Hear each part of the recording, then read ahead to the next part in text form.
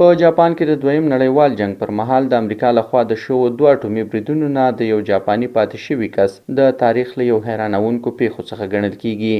توستومو یاماګوچي نومې دغه جاپاني انجینر د 1945 میلادي کال د اګست په میاشت کې د هیروشیما او ناګاساکي پر ښارونو د اټومي بریدونو پر مهال ژوندی پاتې شوی و. هغه مهال یاماګوچي د مستوبوشي کمپنۍ کارکونکی و او د اګست پر 8مه د سوداګرۍ لپاره هیروشیما ته تللی و. هماغه ورځ امریکا پر دغه ښار لومړی اټومي بم لیټل بای وغورځاوه. یاماګوچي د بم له چاودنې 3 کیلومتره لرې و. د چاودنې له امله یې پوستکی وسوځېد او اورېدنه یې زیانمنه شوه، خو ژوندی پاتې شو.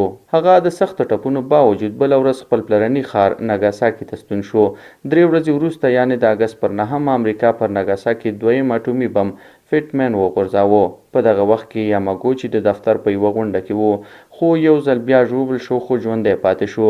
په 2009 میلادي کال کې د جاپان حکومت هغه ته د نیجو هیباکوشا لقب ورکړ چې معنی یې د 2 اټومي بریدونو نه ژوندی پاتې شوی کس. توستومو د خپل ژوند وروستۍ کلونو کې د اټومي وسلو پر ضد مبارزه کوله.